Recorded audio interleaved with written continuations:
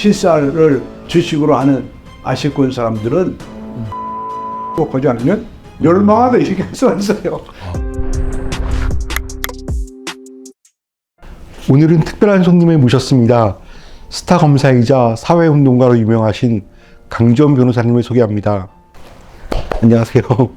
변호사님, 우리 구독자님들께 강지원 변호사님 소개를 부탁드립니다. 저는 변호사라고 말씀하셨지만 지금 변호사 안 하는 지는 15년이 지났고요. 네. 저는 어린이 청소년들을 위한 운동 또 그리고 우리 사회의 여러 가지 다양한 측면에서 심지어는 정치개혁 운동에까지 그런 일로 활동하는 사람입니다.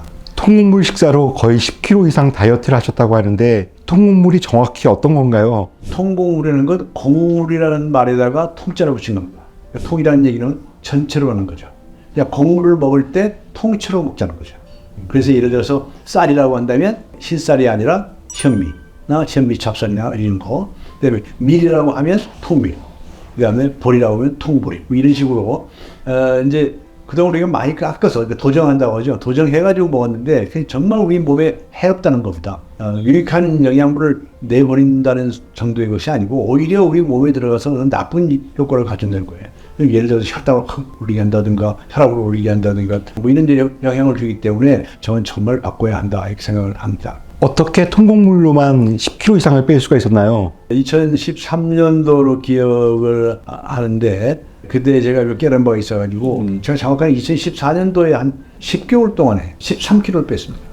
근데 그게 한 달에 다 빠진 게 아니고 매달 1, 2kg씩 1kg씩 빠져가지고 네. 13kg 빠지더라고요. 그때 참 잊혀지지 않는 게 13kg 빠진 그 달에는 제가 놀래가지고 야 다음 달에는 14kg쯤 빠지겠지라고 기대를 하지 않았겠습니까? 근데 막상 그때가 되니까 안 빠져요.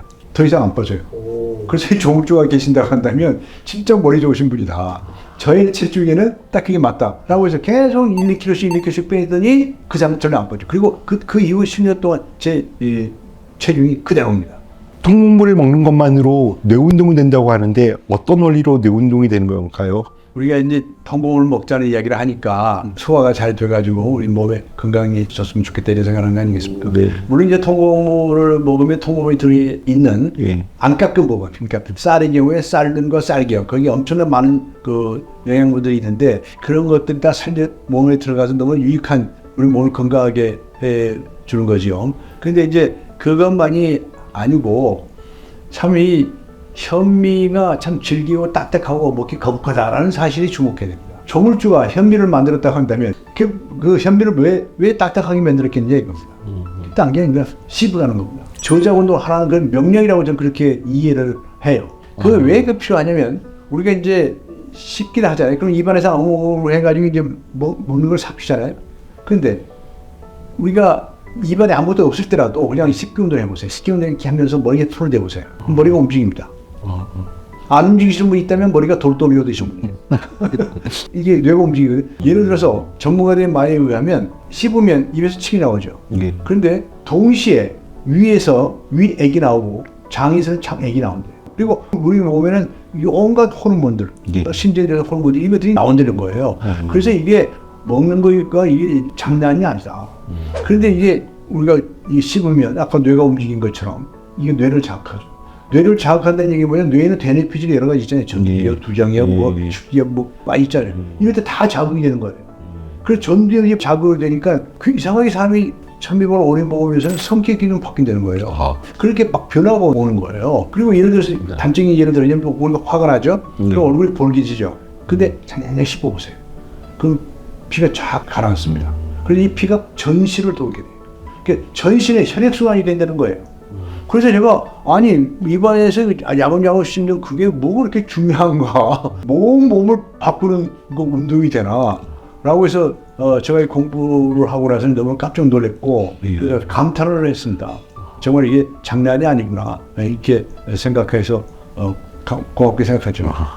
통곡물을 먹는 게 우리 몸의 세포를 건강하게 바꿔준다는 얘기를 들었습니다. 이 부분에 대해서 조금 설명 부탁드립니다. 그러니까 그런 거 우리 사람의 몸은 세포로 되어 있다는 거예요. 네. 이 세포에 적절한 영양분이 들어가서 세포가 제대로 돼야죠. 이상한 세포가 돼버리면 그게 다 암세포가 되고 막 그렇게 되는 거 아니겠어요? 세포에 어떤 영향을 주고 세포가 어떻게 건강하게 활성화되냐가 문제라는 겁니다. 근데 그건 전혀 생각 못하고 그냥 살았어요. 우리가 통곡을 먹어야 하는 이유 중에 이걸 영양가적으로 설명을 좀 많이 하시죠. 영양학자들이나 의사분들이나 이런 분들이 설명을 의하면 그런데 그게 이제 정말 우리 세포에 정말 유익한 그런 세포가 된다는 거예요.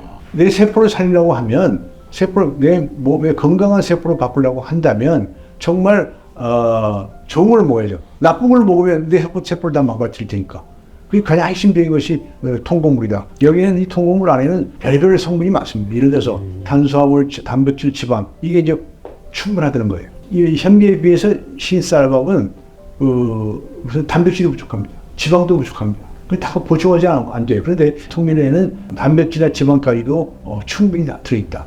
그 이외에 각종 이제 미네랄, 칼슘, 칼륨, 무슨 비타민 A, B, C, E 이 모든 것들이 다 들어있는 게 바로 현미에 들어있는 쌀들과 쌀겹입니다. 근데 우리는 그걸 다 깎아 내버리고 있어요. 더군다나 이제 파이토케미칼이라고 그러지 않습니까? 네. 생리활성 물질, 페틴산, 감마 오리지널인 이런 것들이 다 들어있는 게 현미인데 무슨 억하심증이 있다고 그걸 깎아 내버리고 먹습니까? 그래서 이제 이런 것들이 들어가서 우리 세포가 활성화되고 건강해지고 이제 균형이 잡혀지게 그것이 바로 우리 건강한 거 아니겠습니까? 그래서 세포가 건강하고 조화를 이루어야 우리 몸이 건강하다. 활력을 찬다는 건 면역력이 생긴다는 거예요. 면역을 찾아, 확립하자 이런 얘기를 하는 거죠. 통곡물을 먹는 것이 우리 노화를 예방하는 데 도움이 되나요? 건강 얘기하면 요즘 이제 장수 시대에 노화 얘기를 안 할 수가 없잖아요. 이 사람은 태어날 때부터 어떤 부족한 부분이 가지고 태어난답니다. 예를 들어 어떤 친구는 태어날 때도 간이 좀 나쁘다. 어떤 친구는 신장이 좀 나쁘다. 사람마다 다르잖아요. 그런데 그게 이제 노화되면서 그 나쁜 부분이 점점 더 악화되고 그 속도가 높아진다는 거죠. 그래서 이제 그 노화라는 것이고 노화에 대해서 요즘은 시각이 많이 바뀐 게 노화도 저게 예방할 수 있지 않느냐라는 얘기를 하는 거예요. 그게 무슨 얘기냐면 특히 약하다고 생각된 부분, 태어날 때부터 약하게 태어난 부분을 자꾸 뭔가를 보충을 해주면 그 속도를 늘리고 맞습니다. 사람도 오래 건강하게 할 수 있지 않겠냐라고 하는 차가점이죠. 그 점에 있어서 이 통곡물 밥은 진짜로 절실하다는 겁니다. 왜냐하면 우리 몸에 부족한 것들을 보충해주려고 누가 해주겠어요? 통곡이죠. 그리고 이제 더 나아가서 이제 그 특별한 부분에 관해서 유익한 음식들도 있답니다. 어디가 나쁜 데는 어떤 음식이 좋고 이런 것을 이제 골라서 먹는다든가. 심지어 운동도 거기에 따라서 할 수 있다는 거예요. 그 줄기세포를 투입하는 건 더 좋은 일이겠지만 어쨌든 그런 식으로 노화를 방지해나갈 수 있는 데 대해서 새로운 이제 연구를 많이 해야 된다고 봅니다. 장수 시대의 과제가 아닌가 싶습니다. 바쁜 현대인들이나 우리 아이들이 현실적으로 통곡물을 먹을 수 있는 꿀팁을 알려주시면 감사하겠습니다. 저는 우리 아이들에게 통곡물을 먹자는 얘기를 해오지 못한 것을 가장 참 뼈저리게 가슴 아프게 생각합니다. 저는 제 자신이 몰랐으니까. 저는 어린이 청소년들을 위한 운동을 청소를 한다고 하면서도 우리 학생들에게 우리 사랑하는 어린이 청소년에게 현미밥 먹자, 통밀밥 먹자 이런 얘기를 해본 적이 없어요. 몰랐으니까. 근데 이제 제가 정말 이렇게 놀래고 사회운동에까지 나선 이유가 뭐냐면 미국 농무부 자료에 아주 놀랄만한 자료가 있습니다. USDA, 미국 농무부 홈페이지 들어가 보세요.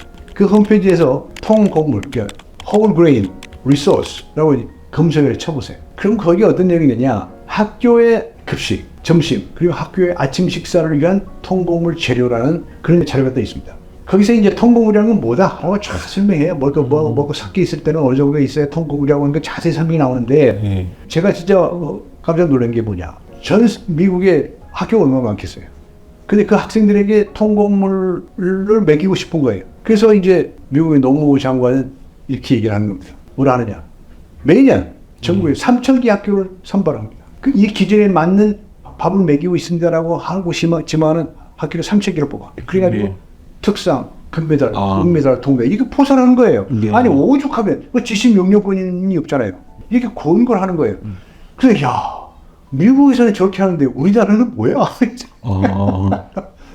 학교 당국을 그러고 교육부 당국을 그러고 저같이 청소년 문제를 연구한다는 사람도 몰라가지고 우리 살아가는 어린이 청소년들에게 통곡물 먹자 이 말은 한 번도 못했거든요. 그 미국의 그 맥거번 리포트에 보면 이렇게 돼 있어요. 식습관을 바꿔야 된다.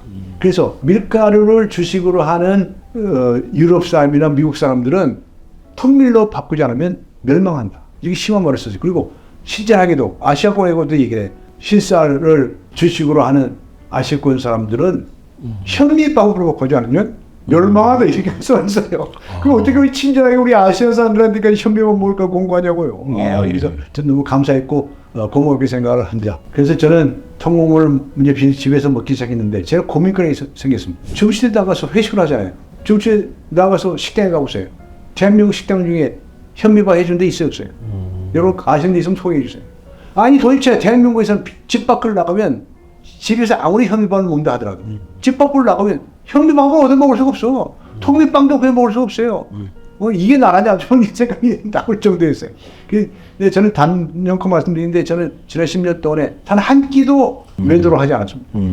어떻게 했느냐. 제 출근할 때 제 집에 현미밥을 하잖아요. 밥통을 열고 반찬 그릇 같은 게 있어요.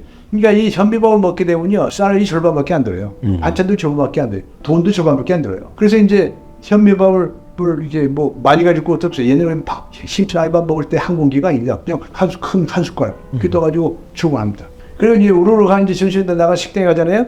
그럼 가서 비빔밥도 시키고 일시도 시키고 중국식도 시켜요. 그래 나중에 밥 먹죠. 그때 내 밥으로 바꿔 먹어. 저 그렇게까지 했습니다. 정 못하겠으면 정 형편이 안 되면 밥을 안 먹어버립니다. 반찬만 실컷 먹고 밥을 안 먹어버리고 나중에 집에 가서 한 숟가락 먹었습니다. 이렇게까지 했습니다.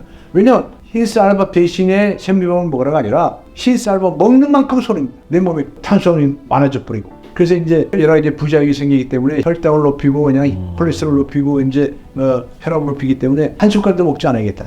단단히 결심을 하고 아주 투쟁을 하셨습니다. 전 투쟁 같은 거 좋아하지 않는데 하여튼 그렇게 실천하려고 노력을 했습니다. 마지막으로 우리 구독자분들께 건강에 관한 좋은 말씀 부탁드립니다. 제게 감히 말씀드릴 건 아니고요. 건강에 관해서 너무나 생각 못하고 우리가 평생을 사는 것이 아니냐라고 하는 대한 회한 이런 것을 말씀드릴 수 있습니다. 제가 이 통곡물에 관한 공부를 하고 또 실천해 보면서 늘 후회하는 게 있습니다. 내가 10년 전에만 이걸 알았다면 얼마나 좋았을까?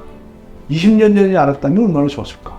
라고 하는 겁니다. 내 자신의 몸에 관해서 생각지 못하고 살아왔다는 거예요. 그러니까 인간은 몸과 마음으로 구성되어 있잖아요. 마음만 행복하면 우리는 몸을 행복하게 해줬습니까? 존경하는 여러분들께서는 여러분의 몸을 행복해 해줬습니까? 맨날 이상한 거 먹고 이상한 거 먹고 다니는 게 술, 담배다가 아니라 뭐 이상한 감귤에다가 설탕, 신소금 이런 것만 먹어 제끼는 게 여러분의 몸을 행복해 해준 겁니까? 아니잖아요. 콜레가 제가 너무나 무식해서 몰랐다는 겁니다. 그래서 저는 새로운 세상을 만들어 나가는 데 있어서는 마음도 행복해야 되지만 몸도 행복해야 된다. 그래서 심신일여, 심신이 함께 행복해져야 된다. 그래야 우리 국민들의 행복지수가 높아집니다. 그 몸이 아파가지고 뭐 이렇게 힘들어하면 마음도 나빠지고 이제 몸이 행복하지 않으니까 마음도 안 행복하게 되는 거잖아요. 그래서 제가 저 자살 예방 운동도 했고 뭐 정부에서 뭐 자살 대책 뭐 예방 위원장을 해달라고 해서 그것도 하고 뭐 제가 그런 활동도 많이 했는데 그때 마음이 행복하지 못하고 고통스러운 거거든요.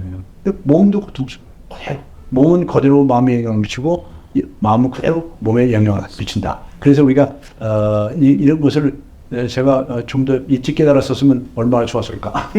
그리고 제가 좀 많이 변했을 거 아니냐. 네. 그런 생각을 해보면서 우리 특히 젊으신 분들께서는 일찍 깨달으시기를 부탁드려야 하지 않습니다. 네, 이번에는 사회운동가로 유명하신 강주영 변호사님을 모시고 통곡물에 대해서 말씀을 들어봤습니다. 앞으로도 명사님을 모셔서 건강 습관을 듣는 시간 자주 가져보도록 하겠습니다. 구독과 좋아요, 알림 설정은 명사님을 섭외하는 데 큰 도움이 됩니다. 감사합니다.